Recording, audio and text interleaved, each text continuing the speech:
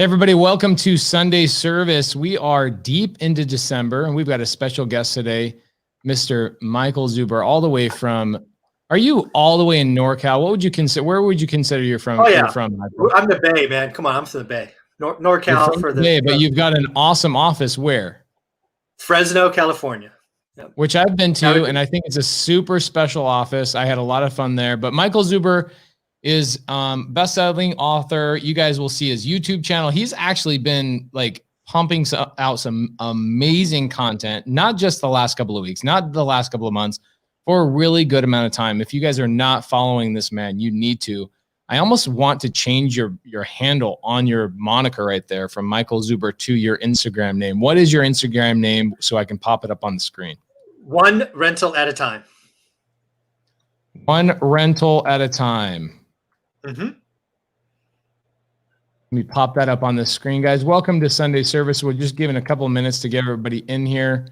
Usually on Sunday service, we have about 350 to 400 people watching live, which is really fun.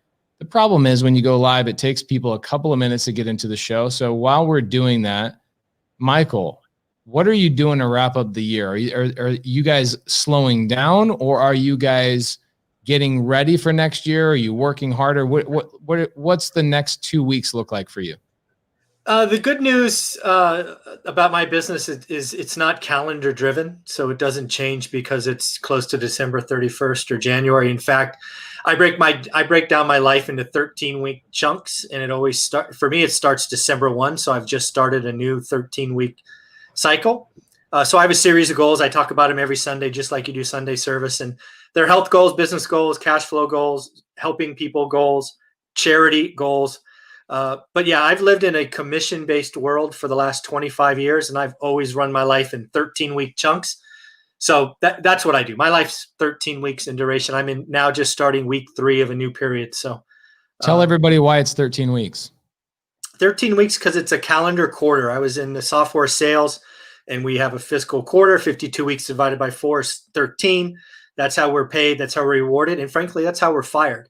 I worked in a high-stress industry that literally you could be fired every 13 weeks if you didn't perform.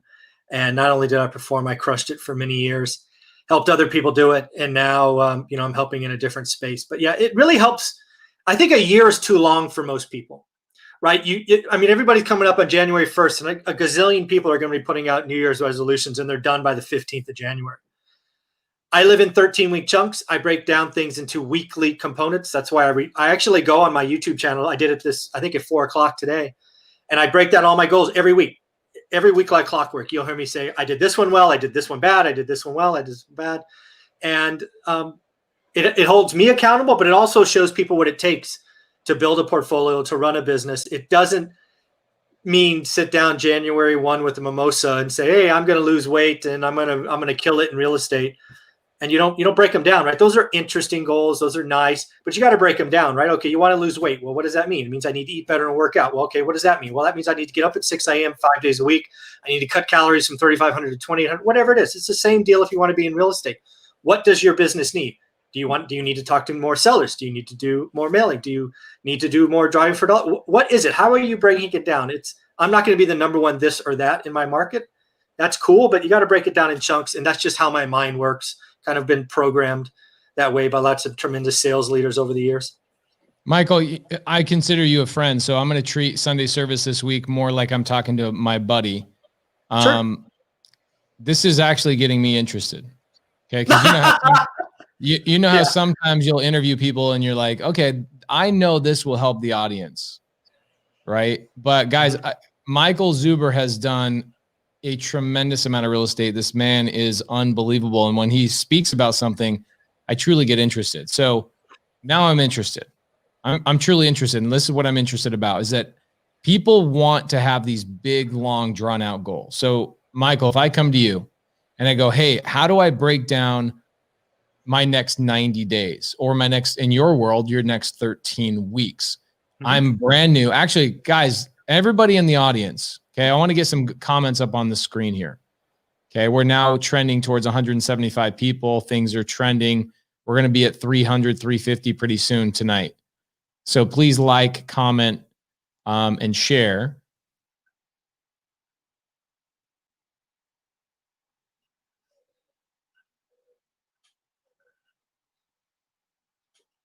sit down with Michael, I want you to paint a picture of where you're at in your business. Are you starting out? Did you literally just find out about wholesale and rentals and buy and holds and subject to? Did you just figure this out like a week ago?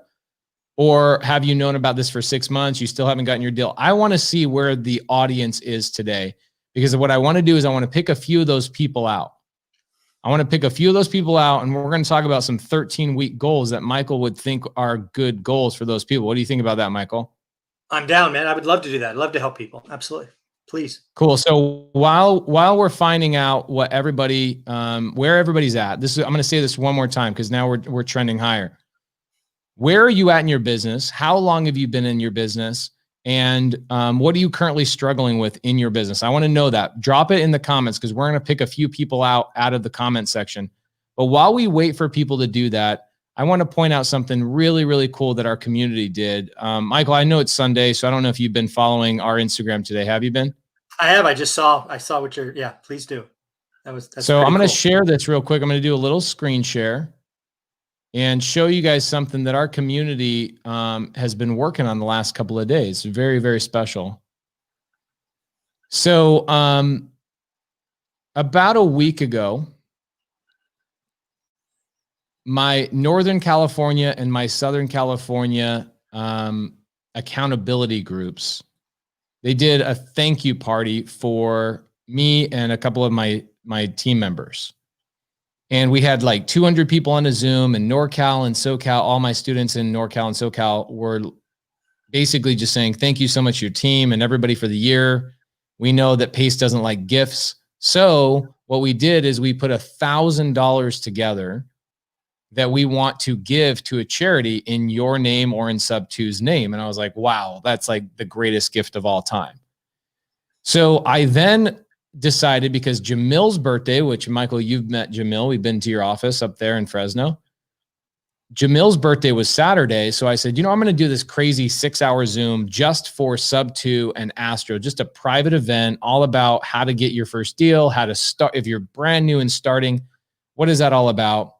And at the very beginning of that Zoom, we announced that I was going to take the $1,000 that was being gifted to me to name wherever I wanted it to go, and we were going to add $9,000 to it and bump it up to $10,000.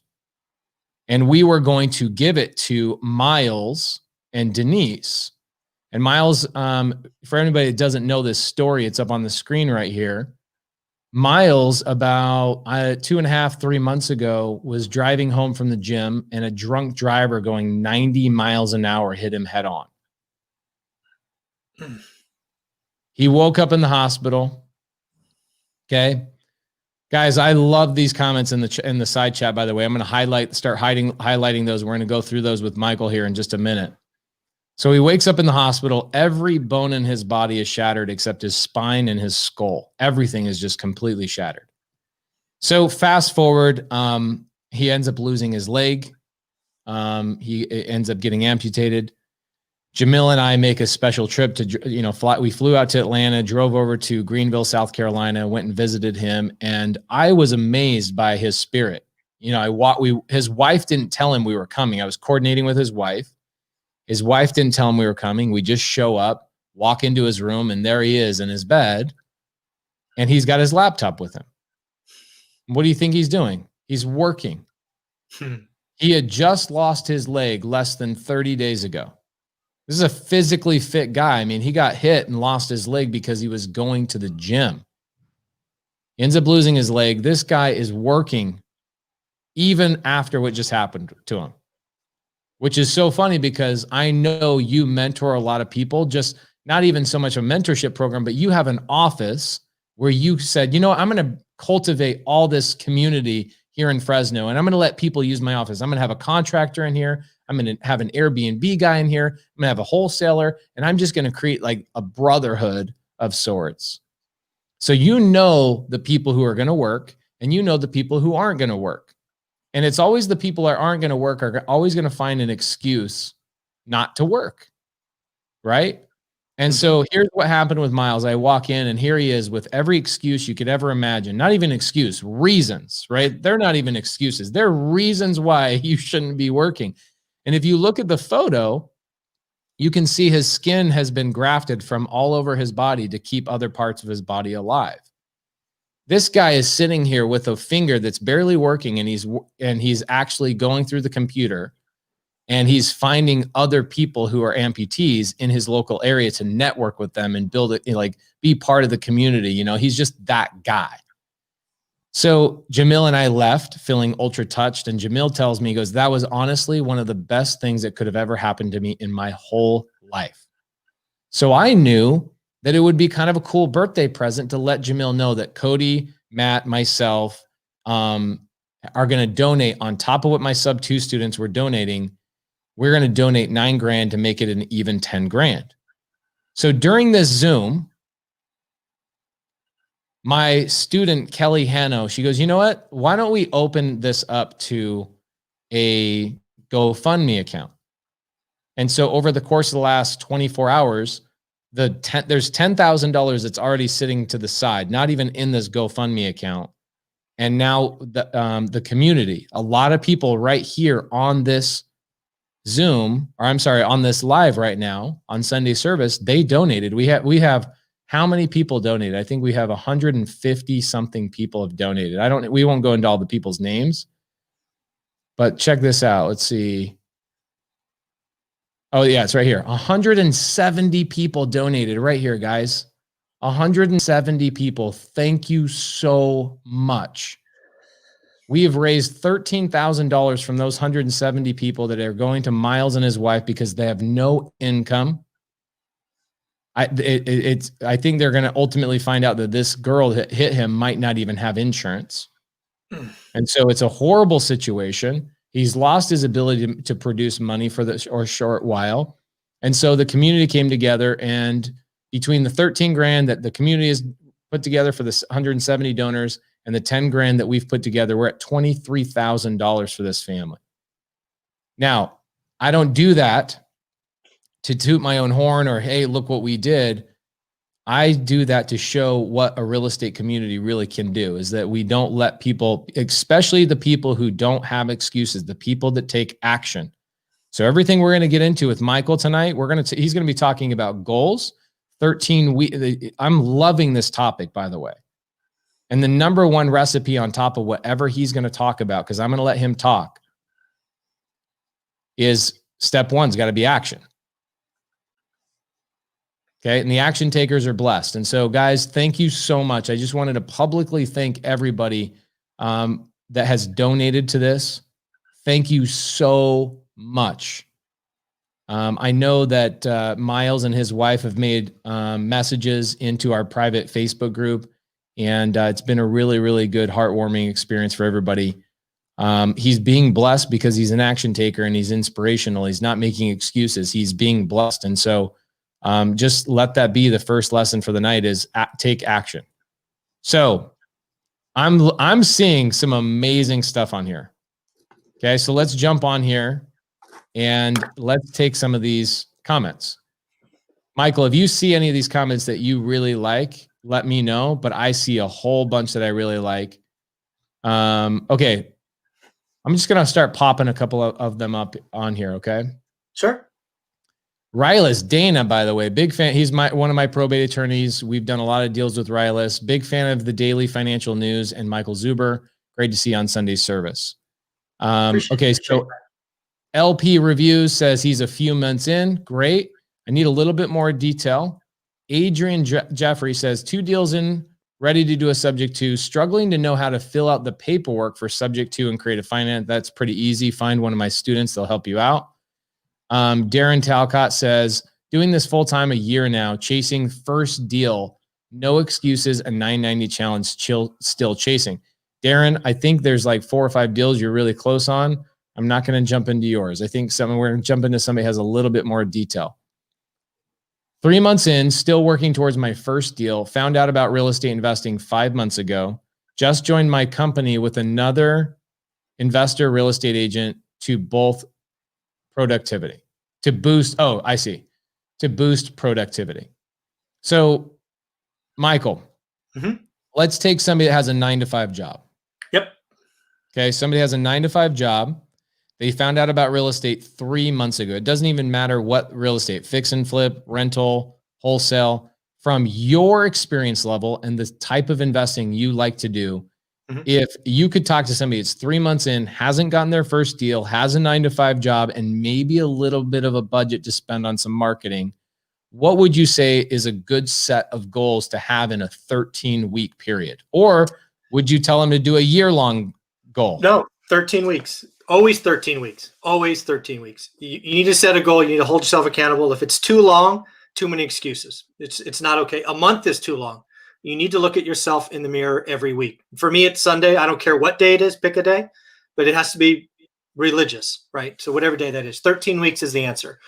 So the first thing I would tell every new investor, whether it's fix and flip, wholesale, buy and hold, a multifamily, whatever it is you have to learn your market. And what do I mean by that? Well, what I mean by that is you have to focus. Real estate investing is great because it provides option, but it's also horrible because it provides option, right? If you are a 9-to-5 employee like I was, you bust your butt during the day, you fly all over the world. I could have been on 3 continents inside of a 6-day period constantly. So what did I have to do? I had to find 10 to 20 minutes a day to research a market I never lived in. I didn't know anyone. I had no real estate experience. My family wasn't from money. They're high school graduates. I didn't have anything, but I dove in. So what do you have to do? First, you have to focus. Stop it with all the craziness. What I mean by that, if you're going to be a buy and hold investor, is you don't say, I'm going to learn Fresno, California, which is 1 million people.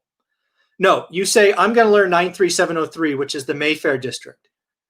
But it's not only that. It's, the 93703's probably got 25,000 homes in it, probably 2,000 multifamilies. Too big. You've got to go in and say, I'm going to learn the Mayfair district, 93703. I'm going to learn single family homes, and I'm going to learn single family homes between 1,250 and 1,500 square feet. You need to save that darn search. You need to hit that search every day for at least 45 days and document. You need to understand what is going on, what's going up, what's going out, what's coming back. Is it clean? Is it turnkey? Is it a dump? Does it need a full remodel? What is going on? What you need to be able to answer me in 45 days is, what is my return? What is my average cash on cash for 93703, 1,250 to 1,500 square feet? I call it yield. Some people call it cash on cash. I don't care what you call it. It's simple math. Income minus expenses produces cash flow. Cash flow, a yearly cash flow on top of all out-of-pocket expenses, is your yield. You're going to tell me in 45 days what the average yield is. And if you can't, you keep looking. Because once you know average, once you can tell me Fresno 93703 is in 5% average yield, magic unlocks. Because here's the deal. 98 to 99% of the deals on the market are average or suck. Suck means they're negative cash flow. Especially today when there's no freaking inventory, because owner occupants can get a 2.5% mortgage and just freaking out pay us. But when you know average is 5%, your job, and your only job, is to get good or great deals, which could mean 6% to 9%. If you only focus on doing good or great deals, life gets easy. But you can't do that until you tell me average. If you walk into Fresno and you look at the market for 3 days and you make 4 offers, you're gambling. How do you know the blue one's good? I mean, come on. You haven't done any work. I only want to talk to people that do the work. That's the first thing I talk about. I get all kinds of people coming to gum up my feed, this and that and this. Do the work. I'm very clear. Focus. I believe a full-time employee, because I did it and I've done it for 20 years, can learn a market they've never lived in, didn't know anybody, had no contact, and had no real estate experience. You can learn it 10 to 20 minutes a day, but you have to do it every day. Don't you freaking come to me and tell me I can give you 4 hours on Saturday. 4 hours on Saturday is not every day. I don't care if it's cumulatively more time. It's every day, 10 to 20 minutes. That's it. That's what you got to do. You have to focus. I can guarantee the people that will give you 4 hours on Saturday definitely are caught all the way up on Mandalorian season 1 and season 2. I guarantee you're right. Yeah, it's right. crazy. I mean, that is an interesting thing. So if I'm putting my goals together, Michael, where are you writing these goals, right? So let's say goal number 1, know my market. I know this, and you know this well. When you say something online, people are going to be confused by it, and you do a really, really good job by saying, okay, well, let me tell you what I mean by that. I think the only question we haven't answered on your first goal, which is get to know your market, a smaller niche market or one part of one zip code. How do I choose that zip code if I don't even know where to start? See, you're overthinking it. In the beginning, what you need to do is learn a skill. I consider it a golf swing. I generally hate sports analogies, but it's the only analogy that works for me. So what about wax on, wax off? Is that a good analogy? Yeah, it is, but it's not me. I've never done it. Right? I pay people to do that stuff. So, have you ever swung a golf club, Pace? 1 million times. 1 million. You're talking to like it's his favorite. If you start going down this analogy world, we're gonna be 3 hours into golf analogies. I love golf analogies. So keep going with the golf analogy. I love it. I didn't pick up a golf club until I was 20 years old. I didn't pick it up. I was a decent sports athlete. You know, put anything in my hands, I could figure it out. I picked up a golf club and I almost hurt myself. Right? It's just unnatural. So what you do in golf, at least what I did, is I went to a driving range and swung a lot of times until I can finally hit the ball without digging the club into the ground, right? But once you learn that skill, you can take it to any market. So what do I mean by your earlier comment? Don't stress out picking a market. Too many people go, which market? And then they're lost. They lose a year because then they go to Birmingham, and then they go to Dallas, and they go to Memphis, and they go to Nashville, and they go to Phoenix, they go to Detroit. I don't fucking care what market it is. You need to learn.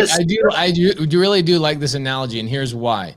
Because the golf analogy, you can go super deep. When you find people that are barely learning how to play golf, they spend so many hours researching the right brand, the right grip, the right bag. And I'm like, yo, dude, like literally just take my used clubs. I have 2 sets of clubs, and I give people my used set of clubs. Like, just use these. Don't go buy any. Use these. They'll work just fine. And then once you get the hang of it, now you can go get your new clubs. Well, here's the deal. It's even better if you just say, here's my used pitching wedge. Right, 100%. Roughly the same swing. Just go use the pitching wedge. Because if you can hit the pitching wedge, you probably can hit a 9-iron. And if you probably can hit a 9-iron, you probably hit an 8-iron. So don't stress about the market.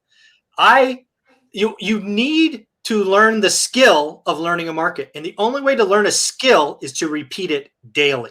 The only way to learn a golf swing is to repeat it daily. Once you can get the rough feel of it, then you can get some coaching and some tweaking and all of that. Then, and only then, do you go to the golf course. So I don't even believe most people should pick a market, should stress about a market until they're 4 or 5 months into learning it. Because once you know the skill, that skill that we teach and talk about, Pace and Cody, as you know, you can take it anywhere. How the hell does Pace go all over the country? It's because he's learned the skill of learning a market. It's the same skill, whether it's Memphis or Charlotte or Miami or Chicago or New York. Real estate's real estate, rent. It's the same stuff, but you've got to be disciplined and learn this. Don't rush it. Don't waste months picking a market, because that's not the important thing. Learn the skill of learning a market. And for most people, the right answer is to learn a market in your backyard, because you should go kick rocks. You should walk through it. You should meet people. Real estate's a people business. Get comfortable. Stop looking at your computer. Get out in the real world. Right? And even if you're in the Bay Area and you have no intention of investing here, you can still learn the skill of learning a market in the Bay, because maybe the Bay's average is 2%, and 2% is terrible. But still, if you learn it, and you can now, after 45 days, look at that new listing in San Jose and go, wow, that's a good deal. That's the best deal I've seen. Aha, now you can take that skill and drop it anywhere in the country. Love this. So here's my question. And you've given the answer. Question is, what's my first goal? 13 weeks. Okay, my first goal is in 45 days, not even 13 weeks. Inside that 13 weeks, I need a 45-day goal or less. Pick one zip code. It should be not just my local market, but maybe the zip code my house or my apartment or whatever is in, because I know it the best. I drive through it. I'm constantly going to Starbucks or whatever it is I'm doing. I'm driving through it all the time. So as you're looking and researching the neighborhood, you're also going to go, oh, wow, I saw that house the other day on blah, blah, whatever website. What website would you suggest that they should research if they're not a licensed agent? So again, I was not a licensed agent doing this. I just use realtor.com. And remember, I've been doing this 20 years. So realtor.com didn't even exist. So I had back in the day, people had websites and they would give you like a sliver of access. Oh yeah, dude. That's all I had. I had like 14 fields and I learned a market I've never lived in. I still have never spent the night in Fresno. And it was all because of those 14 fields. Never paid for access, never been a licensed agent, none of these other things. But I was religious every day. And I didn't even expand out of the Mayfair for 2.5 years. My first 6 houses were all in the Mayfair because that's all I knew. Wow. I didn't have time to learn anything else. Because there's so many opportunities, right? Yeah, I mean, I learned that the Mayfair back in the day was an average of a 7.5. And as long as I could find or create 9s or greater, I would deal with the 9s all day long. It wasn't until returns, because prices kept going up, when they got under 6, I had to find other areas in Fresno to take that skill. And once you learn how to do it in Mayfair, right? For me, the tower was much faster and Old Fig Garden was faster. And it just accelerates. The flywheel just grows and grows. I like this. So Kelly Hanno, all the way out of Florida, says, how do you do that specific research? What are you looking for? If I'm brand new, this is Kelly's first year in real estate. She actually jumped into real estate because she got laid off because of COVID. Right. And there's a lot of people that are in this real estate space right now that COVID has disrupted. So if they've never had a Michael Zuber tell them, yo, first and foremost, don't do the 1-year goals, do the 13-week goals. And then he says, go focus on one zip code. And then he says, go use realtor.com or use Redfin or Zillow for that matter. Doesn't matter. Doesn't matter. Now, what is my research? Yeah. So what I would ask Kelly to do is pick, again, this is the goal. And I have to assume this is the goal for Kelly, because if it's not the goal, then this is the wrong first step. But if the goal for Kelly is to start buying and understanding what a good or great deal is, to either buy and hold, to flip, wholesale, whatever it is, it all applies. Assuming that's the end goal, the first step for me is to pick a market. So again, pick a zip code, Kelly. And what I want you to do is I want you to put together a search criteria. So I said it earlier, right? Single family home. That's a checkbox. So you're not looking at multifamily. You're not looking at condos, single family. You're going to look for a certain size. And what I tell my students, because again, most of my students are full-time, I want that search criteria to be no more than 40 active listings, 40. If it's less than 20, it needs to be bigger, right? If you put in such a tight search, it's 8, it's too tight, loosen it, right? I want that first search criteria to be between 20 and 40 active listings. And then I want you to take the time to document it. Address. And I physically tell them to put it in Excel, because there is something about typing it in, looking at it on screen, putting it down, feeling it, touching it. And then Kelly, I would hit that search every day. And you would notice, hey, now there's 41, then there's 38. Oh, this one had a price drop. This one says pending. And what you're going to start to see is inventory evolves. You start to learn the heartbeat of that zip code, that property type, that area. And probably somewhere between day 30 and day 45, you're going to know that criteria better than 98% of the real estate agents out there in that market. And that gives you the power to understand average. And when you know average, you can do good or great. So here's what's cool about Kelly. Kelly comes on board. She joined my sub 2 mentorship earlier this year. And she immediately, like day one, was a value add, right? You just know people that just jump into your community and you're like, you're a game changing type of person. So nice. I give Kelly an opportunity.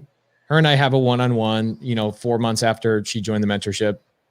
And I give her an opportunity actually to do some things for me, because I saw how much she was helping people for free in our community. Nice. And I ended up hiring her. Cody and I ended up hiring her full time. She actually runs our media company now. Wow. And what I told her is I said, everybody that works for me has to live in their own sub 2 or seller finance house. And I will be your financier for the, let's say the seller wants to give you or wants a down payment, take over the house sub 2, or you've got a seller finance situation, seller wants a down payment. I will fund that because you're my employee. Okay. Wow. So Kelly, this is an amazing conversation here.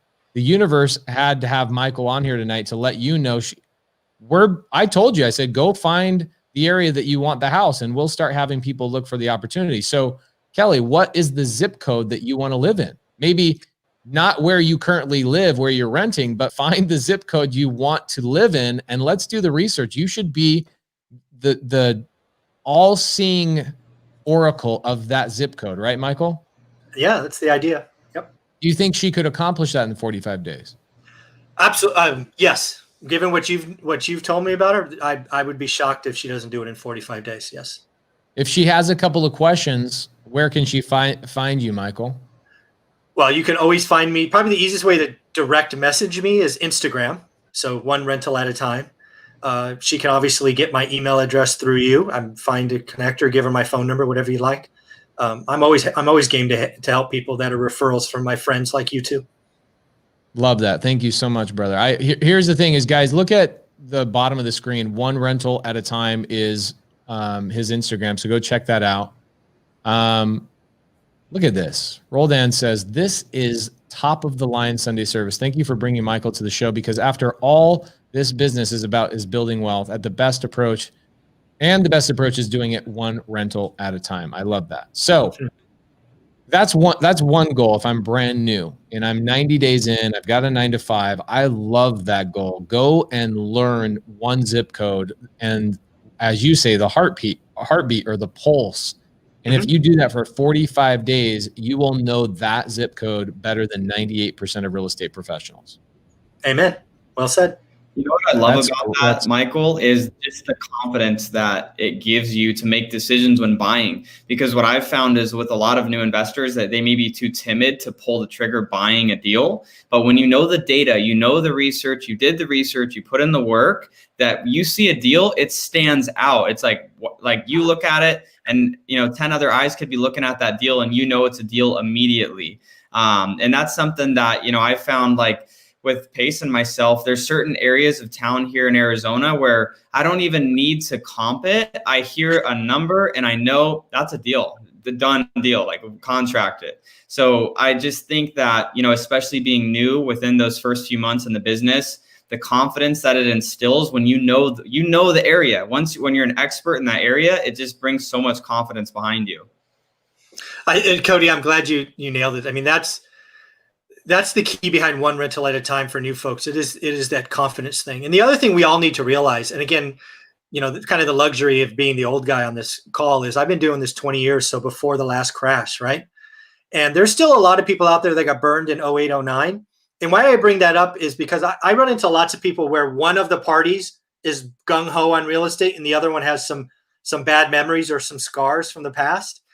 And this is another way to show. I actually use it as a test, right? If you've been learning your market for 45 days, you have probably touched 400, maybe 600 different properties over that duration. And when you can go in and tell your significant other, husband, wife, boyfriend, girlfriend, whatever, mom, father, this one is the top 5 I've seen. And then you show them the list. It's like a different conversation, because usually what happens is you get all hot and bothered, right? Real estate's full of shooting stars. They go, hey, I've looked at 7 houses and I think the yellow one's cool. Well, how do you know the yellow one's cool, right? You've done 5 minutes of research. But if you can show me a list of 400 homes, you've done all the math, you show me the bad ones, the good ones, the one that's like this and not like that, now we're having a different conversation. Love that. Okay, so Scott, this has been great. Scott Barker says, is there a price point we should be looking at in our market? Well, there's the beauty. When you go learn your market, it will tell you. I would tell you most markets, you have to buy below the median. So whatever the median is for your market. Most markets, affordable housing, which again is below the median, is the best return. But I'm not arrogant enough or silly enough to say I know all markets.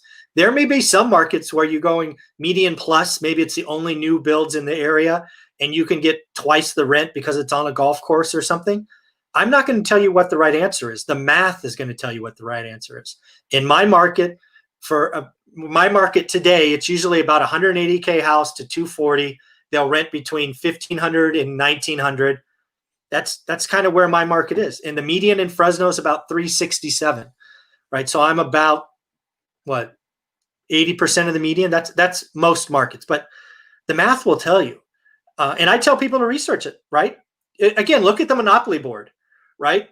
Do you buy the dark purples, the light blues, the, whatever the other oranges or whatever they are? Or do you go buy Park Place and Boardwalk? Well, believe me, I would buy Park Place and Boardwalk if they had the highest yield. Yield is my only variable, guys. People keep asking me, do you buy cash flow, number of units, all these things? No, I want to know how hard my money is working. How much money came out of my bank account? How much money goes back in my bank account? I don't care about discounts. I don't care about appreciation. I don't care about mortgage pay down. None of that nonsense. I want to know how much came out and how much goes in. And what really drives people crazy in my world is so many people in my world, one rental at a time, buy apartments, buy multifamily. Why? Who said Grant Cardone's always right? When is bigger is better? Who said?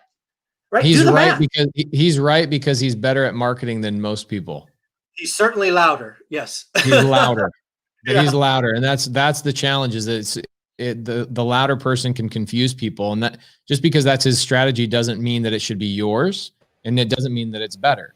I do like what you're saying, because I teach people, especially on the creative finance front, I teach people, and look, what you're doing and what we're doing is the exact same thing. Our acquisition strategy is just a little bit different, right? How we acquire those properties is a little bit different. Well, that's the reason I reached out to you, because this is the conversation. That topic you just mentioned is why I wanted to talk to you, because I think people need to hear this from my side to your side, right? Why did I buy via traditional purchases some seller financing from 03 to like 18? Well, first off, the first 8 years, that was the only way you could really do things, right? Because the debt structure of the asset was toxic. You would not buy an asset most of the time that was 50K underwater, had a balloon payment, and was negative cash flow, $1,000. I mean, it just didn't make sense. And had an adjustable rate mortgage. Yeah, exactly. It's just a bad debt structure, right? It's just the asset, which was the note, was toxic. I mean, it really was. But what I see coming, what you and Cody are doing here, is the asset, the 30-year fixed rate note, is going to have so much power and so much value for probably the next 5 to 10 years. Because average loans, 7-8 years, they refi, they go do something stupid with their money.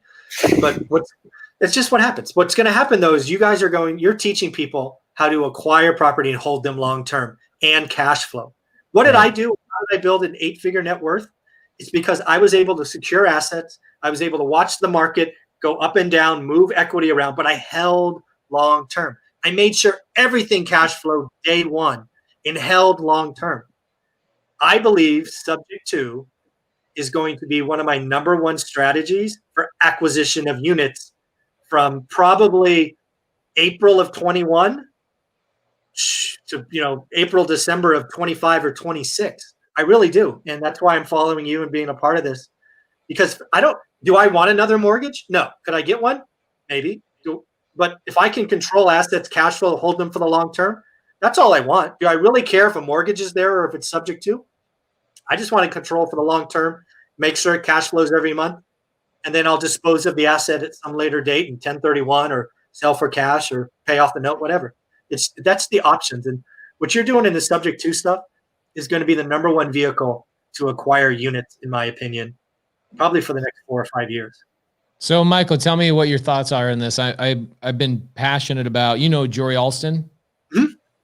So Jory Alston and I have been talking about putting a mastermind together with high-level operators, people that are buying, 4 to 10 assets a year, not just creatively, but, sometimes using the Burr strategy, whatever, but people who are actually buying and holding properties. Mm-hmm. And we're going to limit this mastermind to 4 people per, I was going to say state, but the challenge with California is that California is like 3 states in and of itself. And Texas is also like 3-4 states in and of itself. So, there's going to be places like North Dakota, that's one place. And then Texas might be 3, California might be 4. But overall, we're planning on putting together 300 high level, not beginners, high level people only. Cost of mastermind incredibly low, threshold incredibly high. So challenging to get into. So the figureheads we have a real estate attorney, Scott Horn, who's going to be one of the figureheads, 35 years in subject to seller finance. Myself, Jory Alston. Man, I would love to have you as one of the figureheads of this mastermind. Let's go. what we're going to do, we're calling it the Creative Coalition. And the goal is to do a handful of things. The goal is to create value for real estate agents, wholesalers, et cetera, by going into each one of these markets and saying, here's 4 prominent players in your geographical area that can be buyers for you, mentors for you for these things. These are verified buyers that have verified assets, not just a dope ass YouTube, playlist. They also own assets. Okay. And then also what we're planning on doing is building out continued education for real estate agents that they can actually get credit on a yearly basis for taking education from us for free. And that education would be primarily on how to target opportunities for creative finance, seller finance, et cetera, and bring those to the Creative Coalition in terms of bringing deals to the table. So it's essentially a mastermind that, so we've got our first one in Atlanta. We're putting together the curriculum. Currently, it's cost us about $7,500. The curriculum should be written in 60 days. We then get it approved by the real estate board, and we do an 8-hour education that's recorded, and then it becomes the model for other states to go and do the same thing. Create the curriculum, do the continued education, bring on real estate agents, give them more tools to fight the iBuyers and be more competitive in their real estate space, and also become real estate agent investors, or bring them to guys like us, guys like you in their local market. And we need high level guys. We need guys that have been doing it, and girls that have been doing it for a long time. So anyway, that launches in February of next year. Again, the price is incredibly low. Like, I've been telling people the price to get in, and people are like, what? So that's like for 1 month? I'm like, no.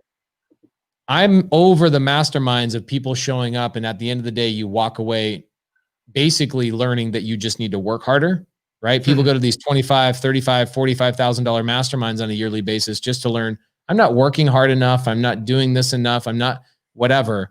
What I want to do is I want to have a mastermind of deal doers and creative finance professionals nationwide that can be an entire, like a powerhouse acquisition team for anybody in the nation. And so it's not really open to the general public. It's open to people who are doing a certain amount of deals on a yearly basis between maybe them and their partner, whatever. So that if you are somebody, let's say the threshold is you have to be buying 4 long-term assets per year, and you only buy 3 in 2022, well, then you would lose your seat. Somebody else would need to come in. Like, I want this to be very tight in terms of only producers in the real estate space. And if you go, hey, I'm retired, I'm not acquiring anymore, great. Then this probably is not a good fit for you. We want people who are acquiring assets. What are your thoughts on building something like that? I saw a little bit of that in your stream, and was hoping to be invited to be a part of it. I like what you do. I got some time with you at the office there. We seem to see the world the same way. We want to give back. That's why I reached out. So yeah, if I could, it'd be an honor to be a part of something you're putting together like that. So yeah, you can count on me. That'd be great. The biggest goal, honestly, is to normalize the conversation nationwide over a number of years. Normalize the conversation around subject to seller finance. I'm amazed by real estate agents that don't even understand seller finance. Forget about subject to. Like, I say seller finance. Wait, okay, how does that work? Well, we create a note. I pay the seller every month as if they are my bank. Wait, what's a note? Oh my gosh, how do you not know what a note is? Right? You're a licensed agent. They don't own their own house. They've never bought into it. Yeah, I can tell you that seller financing is one of the most magical ways to buy property. And if you know how to tell the story, seller financing to a frustrated landlord is a godsend, right? You save year 1 taxes. You allow them to have more income than they probably had before. You remove all stress. It's magical. I think I added 15 or 16 units just last year via seller financing. And oh, by the way, I got a $400,000 discount. It's not bad. It's okay. Yeah, it's all good. The best. But I love this topic that you brought up earlier, right? So I tell people all the time, appreciation is great. Depreciation is amazing, especially like in our wholesale and our fix and flip business. And we have dividend income coming in from, royalties and stuff like that from our apps that we've built. And we're silent partners. So we get paid passive income. Sure. Depreciation is a magical thing for us. But at the end of the day, if it doesn't cash flow, so rule number one for us, always cash flow. I do not care what else is going on. Always cash flow, which in your terminology is yield. Right? Because our cash flow, we don't care about gross cash flow. We care about net cash flow. Net cash flow. What is coming into our pocket after all expenses, after we call it our war chest. So we take a percentage of our income, we pay our lenders, we pay our mortgage, we pay, maintenance, all that kind of stuff. And then we have a war chest on top of that is for vacancy repairs. Now, after that, I can go buy sushi with that. Exactly. Yes. There's my yield. That's my yield, right? That's my cash on cash return. Well, so what would happen is that is the numerator of a two form. So that's the numerator. That's the yearly cash flow. Let's just say net is $100 a month, right? You have reserves, you have all that stuff. Net $100 for sushi. 100 times 12 is $1,200. Then your denominators, how much cash did you have to put out to get the property? So let's say it's 12 grand. So that would mean, so sub two, our average sub two outlay is about 15 to 20 grand, depending on the market, right? So that's cash to seller, that's closing costs, that's minor repairs, that's a couple months of payments while it's vacant, waiting for a tenant. Let's say it's 12 grand on this particular property. That's a 10% yield right there. That's that. And in most markets, in Fresno, you brought me a 10% deal. I couldn't sign that deal fast enough. I will buy every single one. Cody, we probably don't have one property that's not a 10 to 15% yield on all of our subject twos, wouldn't you say?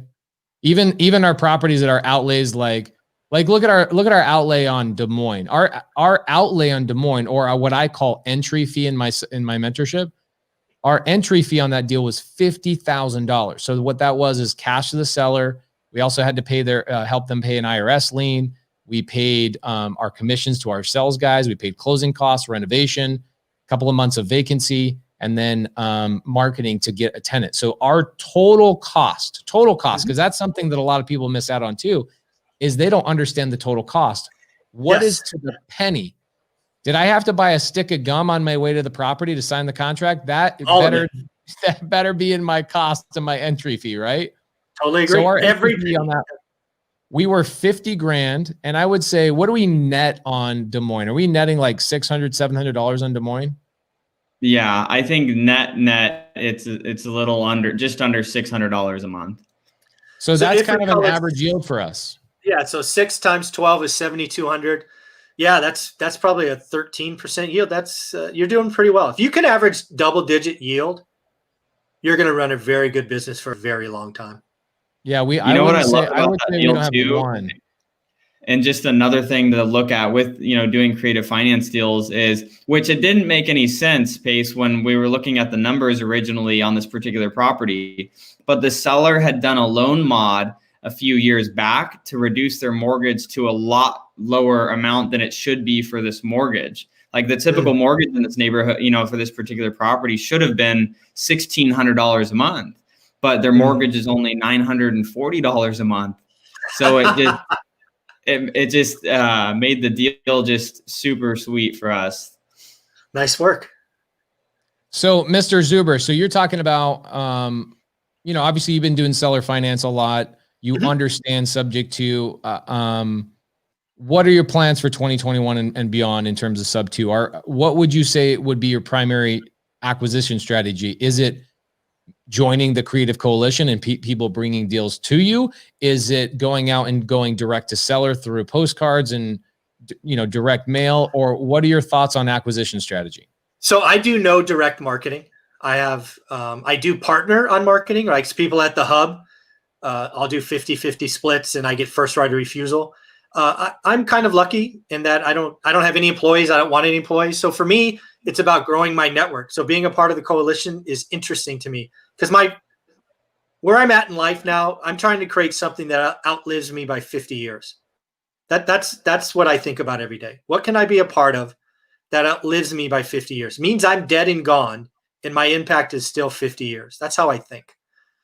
Interesting. My wife and I were having a conversation about legacy today, right? So we were talking about how, we're a lot of the friends and people we hang around, Michael, you included, your net worth is over 8 figures. So at some point people go, okay, I'm going to retire. No. Let me tell you what retirement is. Retirement is quitting the software sales job. That's retirement. Now you retire from the bullshit, and now you get to go focus on your passion and everything that you want to do on a daily basis. You get to go to the Golden State Warriors games, which obviously you haven't. You and I were tagging each other when I was going to. I have Suns tickets and you have Warriors tickets. What a weird year we've been in, right? It's bizarre. Are you paying your season tickets though? Like I did. Yeah, I pay them. Yeah. It's so funny how I pay my season tickets. Like, don't worry, you'll be able to use them in the future. I'm like, what are you going to do? 2 seasons, 1 year? Like, how are we going to use these things? Anyway, so now you get to choose your passion, and it's obvious what your passion is. But it becomes more about legacy, and it becomes more about your ability to impact other people. Guys, I'm telling you, Michael is incredibly special. I have seen very few people do what he does. He built an office, which he then tells people in his local area, hey, I'm going to pick and choose people to come in here that all have different sets of skill so we can share each other's resources. He understands community at a very, very high level. So your business model in terms of acquisition strategy is essentially going to people, and correct me if I'm wrong or add to this, is say, hey, even if the equity's tight, as long as the cash flow is right on the sub 2, I will buy your sub 2 deals. Bring your sub 2 deals to me. If you're a wholesaler in the local Fresno market, bring these opportunities to me and my partners. I know you don't have partners, but maybe somebody else would be interested in buying those. Is that your marketing strategy? Absolutely. My marketing strategy going forward is to I get the biggest kick out of helping other people be successful. I pick the people to be a part of the hub on purpose because I want them to be successful, right? And they have been. The energy that they create being around each other has expanded. My ability to sprinkle in some marketing dollars and try wild ass ideas, awesome. I'm dropping $2,500 here tomorrow to build out one of the offices, so no income, but I'm going to turn it into a podcast area because people at the hub wanted that. So again, I'm trying to sprinkle on people to make it better. I certainly will get some deal flow out of it. But the beauty about what we do with daily communications on my YouTube channel is I have now hundreds of people behind me saying, I'll buy.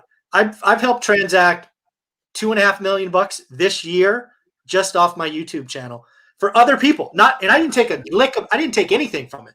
I just helped connect a seller and a buyer.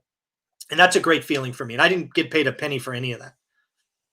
Love that. So Kafori321 says, how do you switch your mentality from getting big checks from wholesaling to getting smaller checks when owning rentals? I'm going to answer that very simply. You never do. For us personally, Michael never built out a big wholesale operation like we have. But for us, we do both. We take our wholesale mechanism for marketing is what brings the majority of our sub 2 opportunities. Now, I've bought a lot of deals for my students this year. In fact, we have so many deals. I got my best return, my best yield is a property that has no traditional cash flow and no equity. It's a property that a veteran bought in January in Vegas. He got a job opportunity in Colorado in April. And he's like, I don't want this house anymore. And I don't know what to do with it. And I'm not a real estate investor. So he couldn't sell it through a real estate agent. Otherwise, he'd have to cut a check for $10,000, $15,000, $20,000. He had no equity. It was a VA loan. He put no money down. He had no equity, nothing, right? So I said, I'll take that property over. What is that property now? I bought it subject to. I turned it into an Airbnb. My net on that $1,700 every single month. How much did I give the seller? I gave the seller $0, and the seller still Venmos me today $147 every month for paying me back for the closing costs. That was my agreement. So that opportunity came from a community, which is awesome. But Cody and I bought last year, October, November, December, we bought 17, 18, and 19 subject to deals 3 months in a row. Wow. That came from our wholesale operation. So when you're marketing and you're direct to seller marketing, you have the opportunity to do one of 3 things. Okay. One, you can wholesale. Actually, one of 4 things. Check this out. One of 4 things. Everybody write this down. Everybody write this down. This is super important. You have 4 opportunities when you are direct to seller. Okay. Opportunity number 1 is pretty obvious. I can wholesale a deal that has enough equity, enough meat on the bone to a cash buyer, whether that cash buyer is going to fix and flip it or buy and hold it. That's up to them.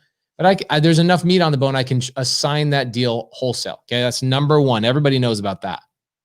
Number 2 is I can personally buy that deal and fix and flip it. Okay. So Cody and I, check this out, Michael. This is an interesting thing we do accounting wise. Our wholesale operation will buy a deal and we will then assign that deal to our other LLC that does fix and flips. And the reason for that, you know why, for financial purposes, but we have acquisition people, we have disposition people. We need to replenish our marketing, and we don't want to rob from Peter to pay Paul, even though we're both Peter and Paul. So we will buy a wholesale deal, assign it to our fix and flip operation so that our people get paid, and then our fix and flip operation goes and works as its own silo. So 1, wholesale; 2, fix and flip your own deals. Okay, or buy your own deals. That can be a buy and hold as well. 3, I can take an opportunity that has no equity or equity, doesn't matter. We don't have one sub to. This is a common misconception, by the way. People think we overpay for properties. We don't. Sometimes we pay full retail value. We just don't put any money down, right? So our yield is insane because there's no actual money deployed other than closing costs. So you can acquire those deals subject to, or if a seller wants too much money and they have the house paid off, you can acquire it seller finance. So number 3 is acquire on creative finance. Mm-hmm. Number 4 is one that people do not understand. Number 4, people do not understand this. I can now wholesale that subject to or seller finance deal to a guy like MICHAEL ZUBER or a guy like Pace or somebody else and say, oh my gosh, I'm not ready for a creative finance deal in my business yet. But because I'm part of a community that teaches this, I know I have buyers in my network. I can assign a sub to seller finance deal to a credible buyer like MICHAEL ZUBER, like Pace. And ultimately, our goal is to have the creative coalition that just says, we'll buy up all your deals nationwide. So there's your answer. You never have to go away from wholesale. You can utilize creative finance and still wholesale to credible buyers. Mm-hmm. Anyway, sorry, that was that was a long tangent, right? MICHAEL ZUBER, do you know Rylas Dana? I do not. Okay, so he's a big fan of yours. I love Rylas. He's unbelievable. We should have him on as a guest. He's a probate attorney and estate planning attorney. Him and I have done multiple deals together. He's great. He will actually refer his clients to us via email, and we end up buying those deals. Nice. Rylas, thank you for the comments. He says, this show has been great. Thank you for doing this. I would love to hear more about the hub. My goal with Mott Legal, which is his legal practice, is to bring the attorneys to this real estate investor community. Michael, why don't you talk a little bit more about the hub? Give some insight on what that is. Yeah, so the hub started with an idea. And the idea was, again, you got to remember my situation, right? So I live in the Bay Area. Fresno's 2.5 hours away. Fresno has been remarkable to me over 20 years. I feel like I owe that city, the community, a lot. It's now every charitable dollar I give goes to some cause in Fresno. But I wanted to do more.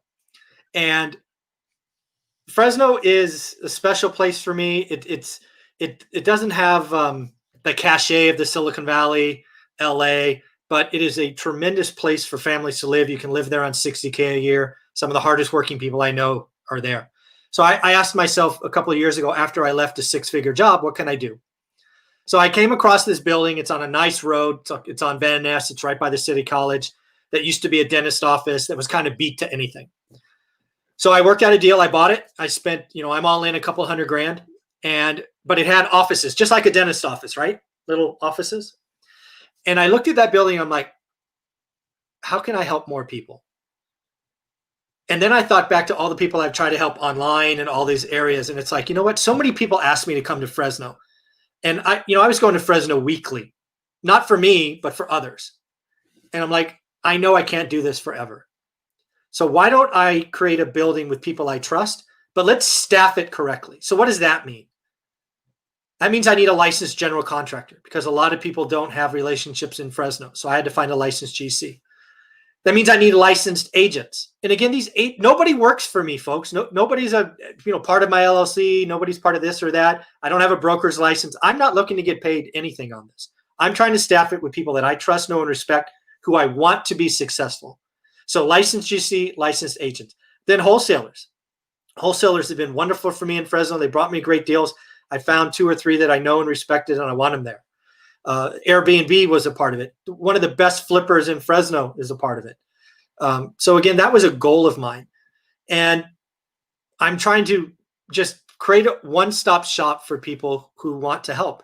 Ideally for me, the hub becomes the buyer of all real estate in Fresno that people want out of, right? I want to call it like the hub is the iBuyer for Fresno, but we're not some big behemoth, but we have people that can wholesale. We have agents that can help you list. We want it, there's just so many things it can become. And again, I'm willing to invest. You want a podcast booth? You guys sketched it out? Great. Let's go. Because again, anything we can do to attract people to it is important for me. So I really do it from a service angle. That's you've been there. So, I don't know if I missed anything. I freaking love that building. I walked in there and so Stratton Brown hosted us and then he brought us to your office. And I was just, first off, I was like, yo, we need to go by Zuber's office. And you ended up being there. I don't think we coordinated at all. I met your wife. You had your dog there. We got to hang out. Yeah. And then what we were doing with Stratton is Stratton goes, what do you guys want to do today? I go, I just want to call leads, man. Let's call leads. I'll call your leads right now. So we started calling his leads. Jamil was calling on postcards that your office had received because you own so many rental properties. You're receiving all these, postcards. Yep. So Jamil starts calling these postcards, calling them as potential cash buyers to help Stratton. And I was just amazed by the vibe of that office because your Airbnb guy comes in, all these wholesalers are hanging out. It's like a honey. It's like a honeybee hive, right? It's a beehive. It's so much activity, super cool. And it's something that Cody and I are planning on doing. We want to get a warehouse. We want to bring people in. We want to cultivate these guys into their own businesses. And obviously there's some altruism there. And then there's some, hey, I want to buy deals from you type of deal. Of course. But you're leading the way, man. I really think that is the future of this real estate community is people banding together and building these offices together to become an unstoppable acquisition force.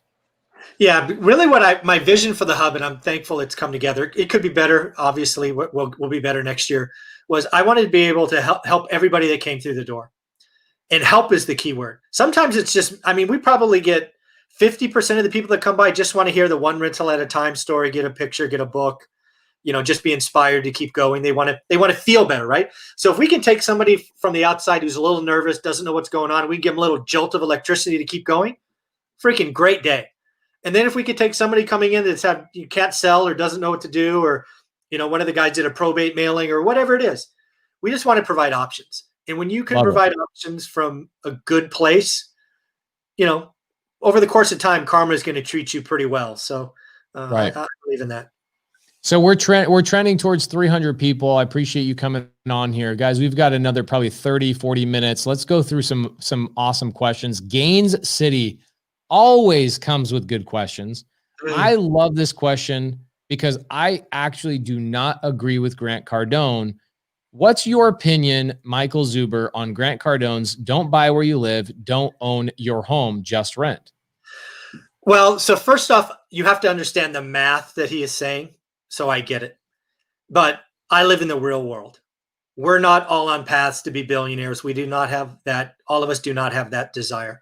I grew up remarkably poor, like eat a baked potato a day for 30 days. That was my only meal, poor. So for me, you ain't freaking getting me to give up my home. I wouldn't quit work until my home was paid off, right? You are not taking this place away from me. So I disagree with it entirely. I believe most people's financial worth begins and ends with their home. And to do the disservice to tell them to rent is criminal, especially today with interest rates below 3%. And we have, I mean, just play this out. Let's assume you can get a 3% interest today, which most of the people listening can. With all the money printing and all the nonsense we have going on, who's to say that inflation isn't over 3% in 2 or 3 years? You're essentially paying off debt with dollars that are depreciated to zero. For most people, their largest savings account is their house. I would not be here today if my parents didn't buy their house in the 70s because we had one really bad stretch. They had to borrow against the house to feed us. So no, I violently disagree with that mindset. I mean, I get it mentally, I get it mathematically, but at my core, I think it's one of the worst things he's ever said. Yeah, I agree. Cody, I want to hear about what your thoughts are on that, Cody. So I agree with this fully. I mean, what helped me get a head start over the last few years was I would buy, it's funny because I'm renting right now, but I'm renting because it's a particular property that I could use for marketing and media, and it makes sense in a short period of time, right? So the thing that got me a head start over, within my early 20s was buying my homes that I was living in. So all my friends were renting and living in cool places, cool apartments. They had the cool stuff, it's like they were living, spending all of their money on looking cool. And I was focused on growing my net worth, and I was buying a home. I would rent rooms in it. I would house hack. So I was paying nothing for where I was living, essentially, right? Almost nothing. I was growing equity. And then I would move from that home, buy another home, live in that one, house hack again, rent the last one out. And doing that a few times, it helps you get so much further ahead. And I couldn't agree with you more when you're saying most people are never going, even if you tell them till you're blue in the face to make good financial decisions, most people will never make really good financial decisions to be financially free. And the best shot that most people have is going to be owning their own home. That is their savings account because it's a forced one that they have to make the payments on. So I agree completely with that, right?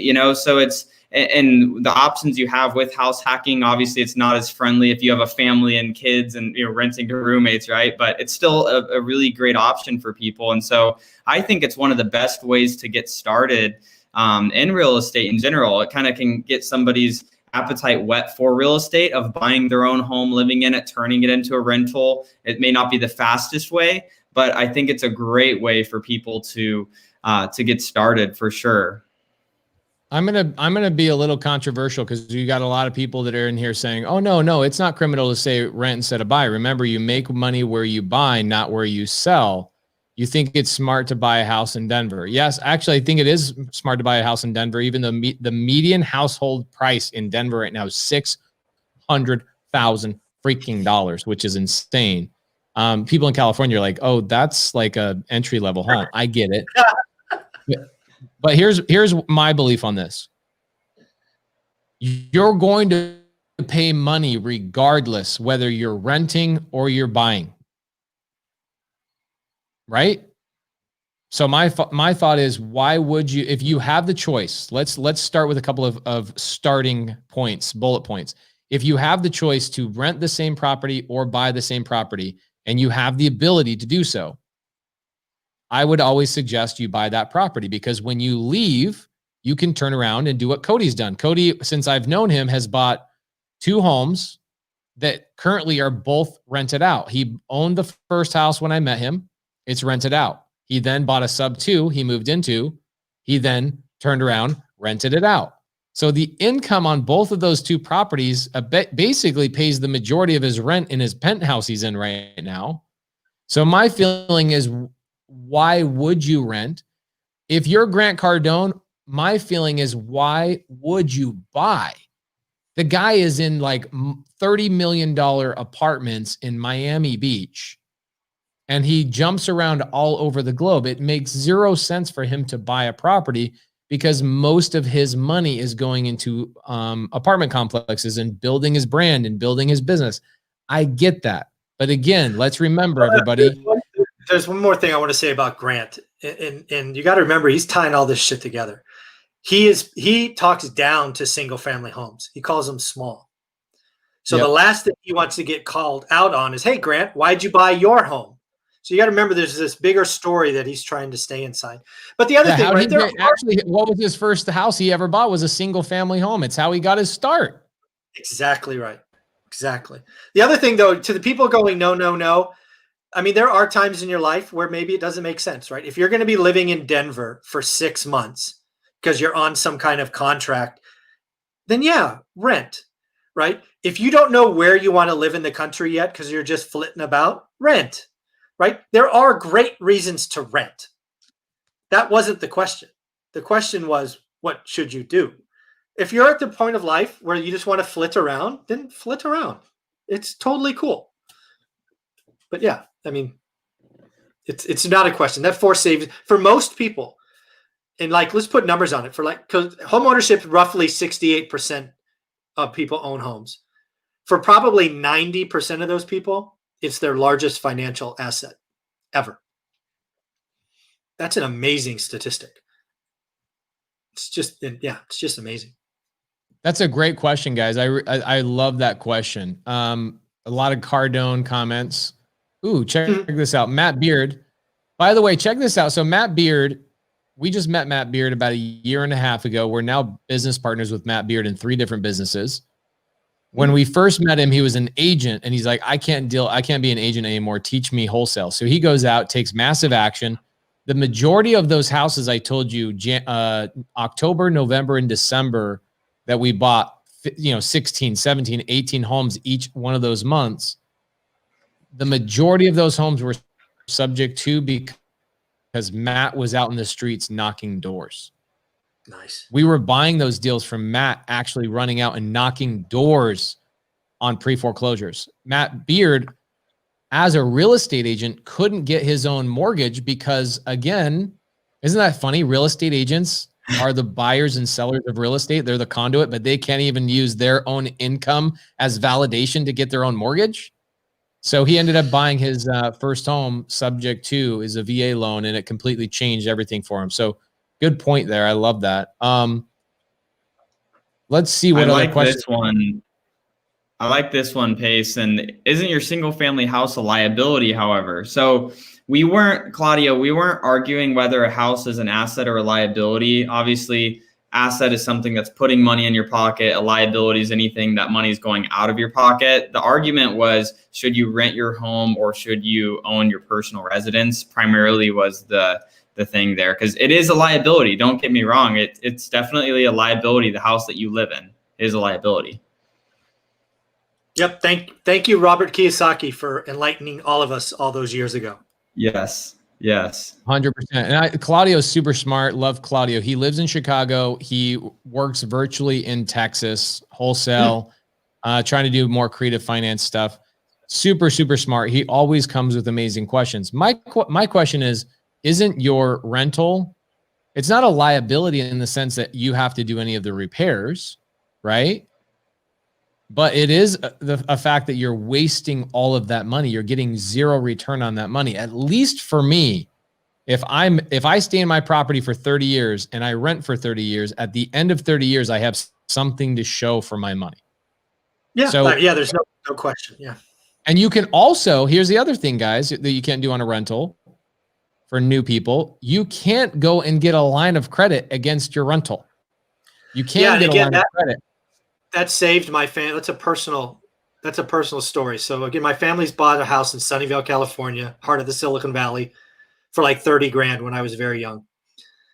In the 80s, the Valley had a bad turn, and my dad was unemployed for nearly a year. Property has gone up, I don't know, 100% or 150% over a decade. The only reason we were able to survive is because they took out an equity line or a second or whatever it was that allowed us to limp through. If we were renting that house, my family would have been separated. My mom would have taken the kids, which would have been me and my sister, to Michigan to be with her parents, and my father, who would have probably gone back to his parents in somewhere else. So again, you can't do that with a rental. You can't use it as a, oh my God, life-saving event. You just can't. Yeah, and it is interesting when you go and do the burst strategy, or even with private lenders. Check this out. Some private lenders, this has been a long time that this has been something that my private lenders have asked for. But when I first started, my private lenders would ask me for collateral. I can't put my rental up for collateral, but I can put my private home, my personal home up for collateral. So when you're going out and raising private capital, now you tell me that having the ability to use my home as collateral is not an asset to my business. Yes, so sir. I would argue that my personal home is an asset. Yeah, it's a splitting hairs, because Robert Kiyosaki made us change all our minds, right? Everybody used to say your home's an asset. Then he showed via the income statement that it's a liability because it removes income. But when it is again, let's talk about most people.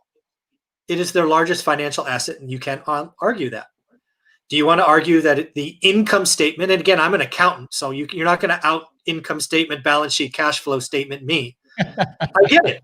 I get it. The cash moves in a liability. I got it. Makes But sense. that's not everything a house. That's not everything a house is. It is a home. Yeah. It is a piggy bank. It is something that can be borrowed against. It is something that can be passed down. It is something that can be sold later for profit. There are so many things that the house can be an asset. Yes, the monthly income statement of your house is a liability. I got it. Move on. Gain City has another great question. Do you guys prefer to invest in suburban or inner city downtown markets for long-term rentals? I can tell you, I'll be quick about this, and I want to hear more what Michael says. We really only have one rental downtown. It's 17th Avenue. It's a 100-year-old home. We love it. It's in a historic neighborhood, has a main house and a guest house, which are being rented out separately. But the majority of our homes are, let's say that you have 4 parts of the city, which is like downtown, suburban downtown, suburban, and then you have like rural areas. I would say the most of our properties are like area 2 and 3. And then we have a handful of properties on the outskirts with horse property. Honestly, some of our best cash flowing properties, we have one property we bought 2 years ago. That bad boy cash flows $980 a month net. And it's a horse property, because horse property here is in high demand. Hot. So it's like, we did it as a lease option. And at the time, the most money we were getting for lease option deposits or lease option fees was like $7,500. This lease option tenant gave us like $23,000 to get everybody else out of their way. They're like, I want this. So for us, I think also the opportunities come to us and we take them. And I just don't think we get as many downtown opportunities as I would probably like. What about you, Michael? Well, I'm going to look at this question another way. Usually when I get questions like this, they're really asking me where you won't invest, right? That's really what I hear. So I do have a criteria that I use for a property I won't buy regardless, right? Kind of a line in the sand. And this is it for me. It's really simple. It's, will I feel comfortable having my wife by herself in her very nice Mercedes, go to the house during the day, go to the house, knock on the door, whatever, and leave all by herself. If she is unsafe to do that, or she's going to be harassed or whatever during the day, I won't buy that house regardless. It's not worth it. No matter the yield. No matter. It doesn't matter. I don't need my people that are going to be managing my property wear a freaking bulletproof vest to collect rent. It's just not worth the headache, the hassle. That's the problem with a lot of yield-based conversations, is your yield sometimes skews to the rougher areas. But that's the problem with Excel, because Excel doesn't know real life. Yeah. And what's going on. So you have to have a line in the sand. So that's how I read that question. But to use your analogy, Pace, most of my stuff is in area 2 and 3. I don't have any horse farms, nothing that rural. I do have probably 5% of my stuff would be considered downtown for us. That's the Lowell district. Actually, I saw, just because all these wholesalers, I'm in the top 10% of owners in downtown in Fresno. I'm number 10. Wow. Yeah. That's awesome. So I actually have a question for you, Michael, because as I'm thinking about this and where you're talking about going through the last downturn, what would you say are some of the most important things investors can do right now as they're acquiring rentals? Because there's a lot of people that are scared to buy right now. I know a lot of investors that they aren't buying rentals. They're fearful of the market just going down and it's going to be a disaster. I mean, what is your thought on that going forward, over this next few years? And, what can someone do to be the best prepared possible? So there's a couple of things there. And again, I'm an open book, as hopefully you guys have seen by now. This is what I'm doing and what I'm telling people I'm doing. I'm buying as many single family homes as I can today. They are hot. Space is good. Exit from urban communities is real. Millennial bios are real. So I'm trying to buy as many single family homes as I can now because units are going to be in pain. Rent collections are going down in December. I own apartment buildings and I've seen a noticeable shift in December. This is going to hit the multifamily. Multifamily, the real funny thing from this going through last time is what was wrong last time. We joked about it earlier. It was the debt structure was wrong. We talked about the lending being toxic, remember? Yep. Well, guess what? Multifamily has toxic debt. It's called interest only periods. So what happens now on all these value add multifamily people that are chasing Grant Cardone is they buy a C-class apartment building that needs fix up. They get 2 or 3 years of interest only payments. They now are doing that in an environment with falling rents, higher vacancies, more evictions, and you can't, get anybody out. Pretty soon their debt structure is going to eat them alive. It's going to go from interest only to fully amortized. You're going to have a ton of technical defaults. So I am not looking at multifamily. I'm going to do exactly what I did in this book the first 5 years. I'm going to buy every house I can.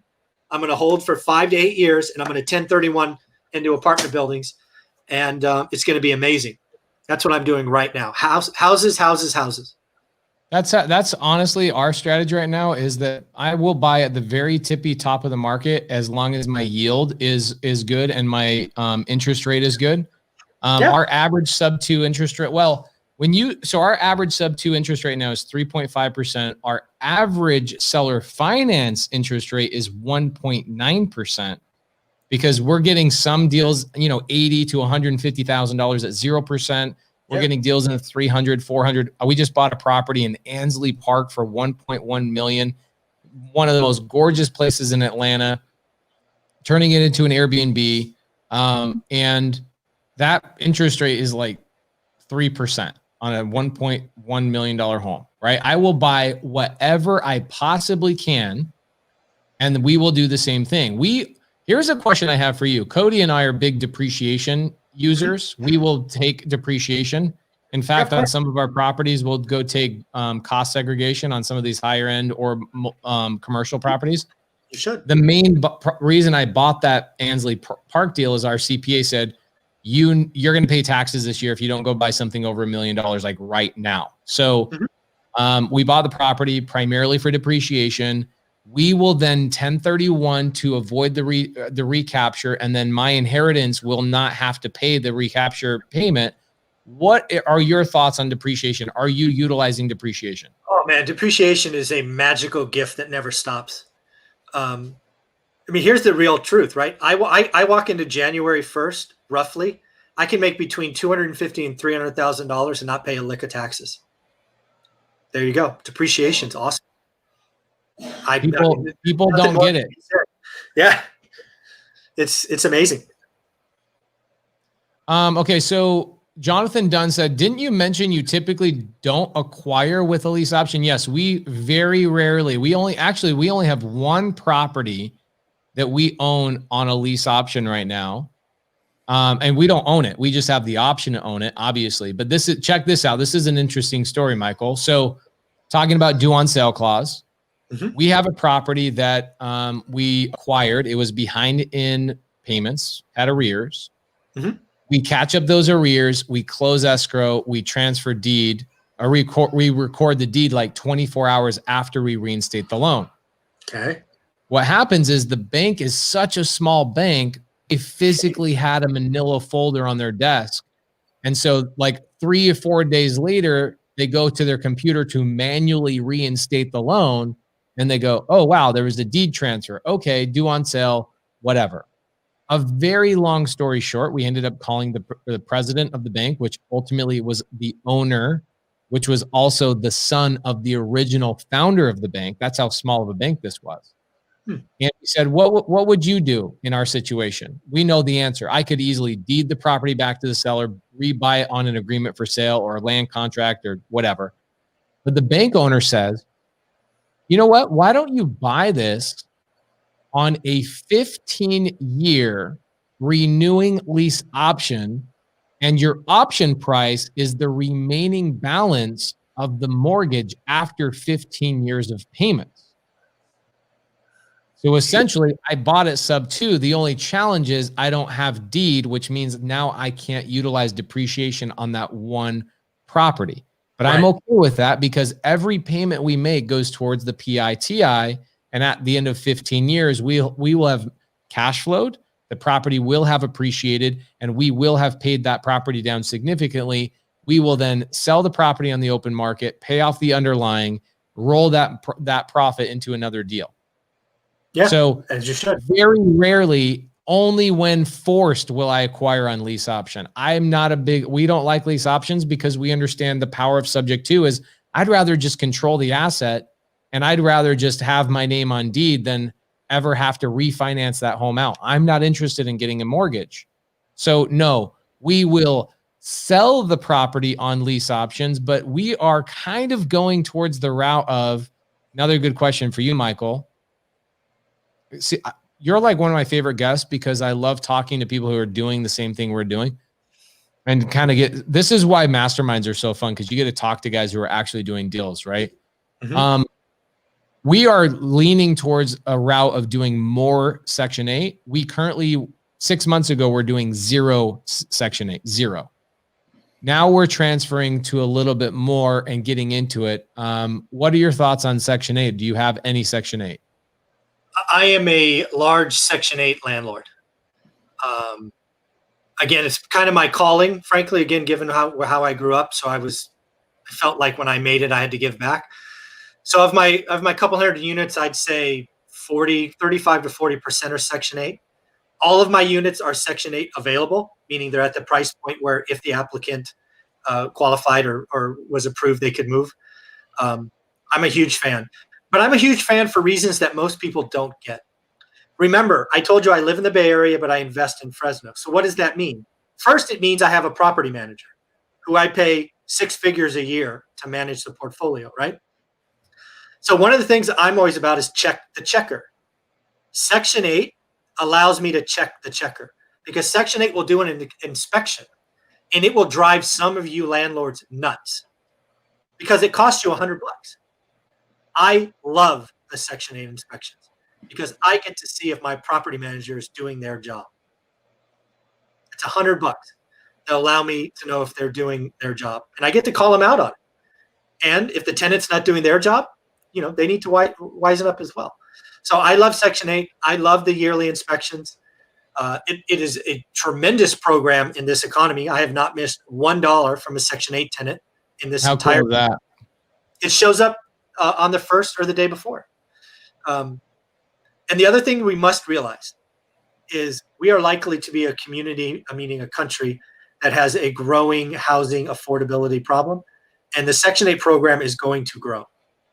And being a landlord's hard. So we're going to reduce the supply of landlords. So what does that mean for guys like us? It means our rents are going to go up.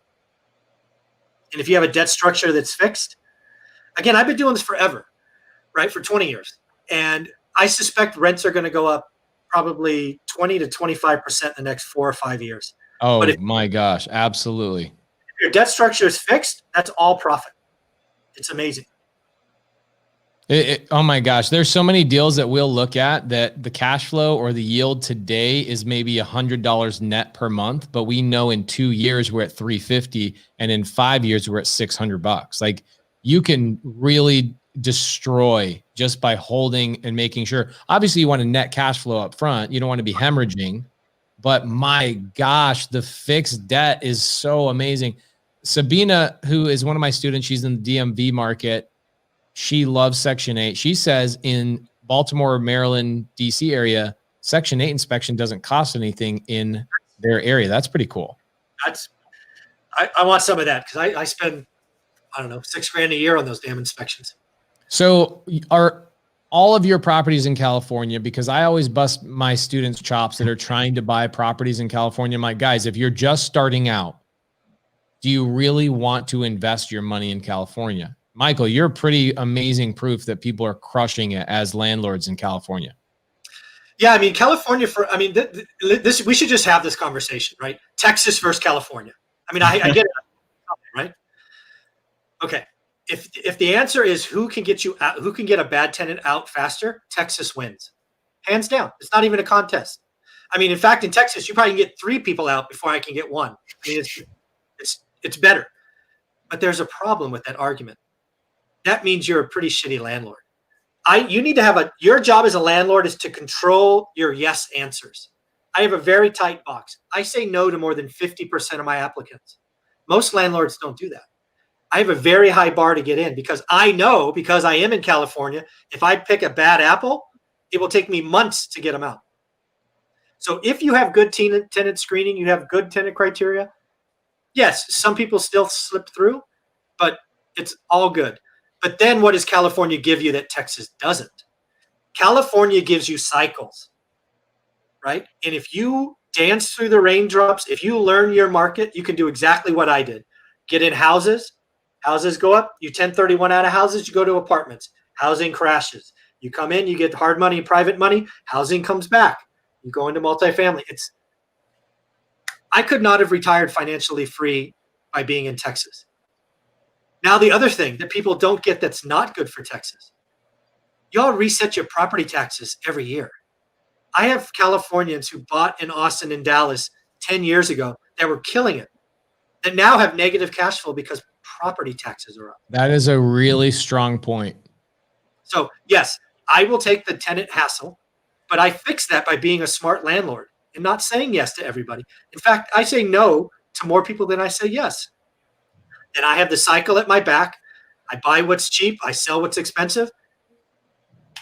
And my property taxes, thanks to Prop 13, is fixed. And I bought a lot of stuff in 2010. So I'm doing just fine. Guys, we have a little over 300 viewers between all of our streams right now. Give Michael some love and tell us, would you guys want to have him come back? Would you guys want to have him come back soon and specifically talk about subject 2 and maybe do some deal structuring for the community? Because I see Gain City says, hey, I've got a deal in Frostburg. What is MD? Is that Maryland? Gain City, reach out to Sabina. She's in Baltimore, Maryland market. Reach out to Sabina. She's one of my students and she's she's like the female Michael Zuber. but she also has an accent. So maybe not so California-esque. Reach out to Sabina in the chat. She's in the chat. Reach out to Sabina. She can help you out. So, Michael, I would love to have you back sooner than later. Maybe we could have you back first week of January, and we could talk all about strategy for 2021, and we can structure deals for people. Oh, somebody says they want you to move in with them. Jay says, I want him to move in with me.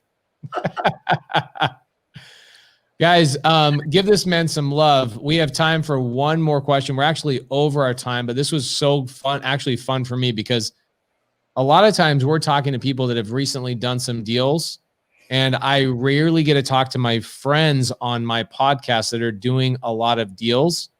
Most of those conversations are, as I'm walking around my neighborhood and on the phone with my buddies. This has been basically a conversation just with one of my buddies. I love it. Thank you. This has been probably one of my favorite Sunday services we've done all year, really. Wow.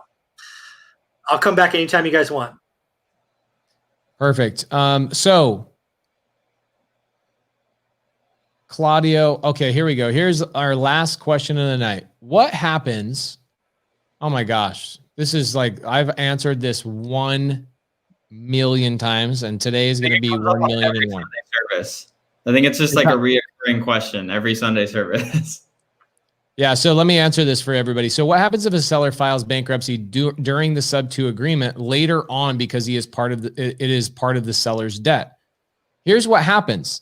The seller I've ran into this 4 different times. It's never caused an issue. The seller no longer owns that property. There's no asset for the court to force him to sell. Yes, they have a debt, but what happens is when they're going through bankruptcy, they don't name that debt on their bankruptcy because it's currently being paid for. Everything else gets wiped out. That one stays in place.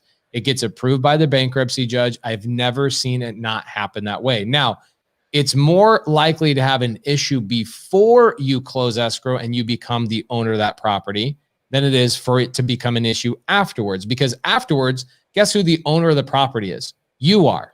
Not him, nobody else. You are the owner of the property on a sub-2. Okay. This is also why sometimes acquiring on a lease option is something I'm not a big fan of, because I have no control of this seller's situation. But when I have the deed, I have title to the property, I control the asset. Okay. Now, if there's an issue up front, let's say the seller is in bankruptcy, because Cody and I have bought properties from people who are in foreclosure. They're 3 days away from going into foreclosure, and they learn that if they file bankruptcy, they can extend the foreclosure. And so we've acquired quite a few properties of people that have filed bankruptcy, and it's the same process. What happens is you notify the bankruptcy court, we are purchasing this property, we are taking over the debt, we're using a servicing company to handle this, and you get explicit permission from the bankruptcy court, and they omit that property from the bankruptcy. It's very simple. I say it's really simple. It's like putting on a pair of pants, but there's, Someone it's like, else was just like, wait, what? Omit? What does omit mean? Where's that's the answer. That's the quick 35-second answer. And if you guys want, we can talk more about that. I'll bring a bankruptcy attorney on to Sunday service, maybe second or third week in January, and bring you guys some massive value if you guys really want us to do that. Okay. Wow. All of a sudden, a bunch of questions, but guys, we're going to wrap it up. Here's what I want everybody to do. A couple of things. MICHAEL ZUBER came here, gave us value. Is it 840 where you're at, or 740? 740. Thank goodness we're not. Half the year we're on the same time, the other half we're not. So at least it's not 9 o'clock, but still, guys, it's 8 o'clock. He stayed up. He took time away. This guy's worth 8 figures. 8 figures, not 7. Definitely not 6. He's worth 8 figures. Okay. Go follow him on Instagram. Go show him some love. One rental at a time. He also has a book. As you guys can see, the covers of his book is in the background of his podcast, of our podcast here. One rental at a time. Michael, what's the easiest way to do that? I already know it's Amazon, but how do I get there? Or Audible. Yeah. Just type in MICHAEL ZUBER or type in one rental at a time. It's pretty easy. What's the cost of the book? It's $15. It's still a 5-star review on Amazon after a couple of years. 351 reviews as of this morning. Now, I'm pretty proud of that 5-star review. Guys, read the book One Rental at a Time. And what we'll do is we'll have MICHAEL ZUBER back first week in January. We'll talk about strategies of 2021. We'll talk about looming market crash. We'll talk about all the things that everybody on YouTube is talking about, and we'll have a blast. Maybe we'll even maybe we'll do it a little earlier, and we'll do it a little bit longer. We'll do a 2.5 or something a little bit longer, just launching into 2021. What are your thoughts? I'm down for 3 or 4 hours. Don't worry about the time, man. This is fun for me. I really am doing this to help people. So if you want to go 3-4 hours deep, I think people need to hear about 2021. I think a lot of the YouTube entertainers are wrong and spectacularly wrong. So yeah, I mean, I'm down to do whatever I can for you too. Yeah. All right, guys. Thank you so much. This was a great episode of Sunday Service. Let all your friends and family know about it. Follow MICHAEL ZUBER. Go buy his book, and we'll see you guys next week on Sunday Service.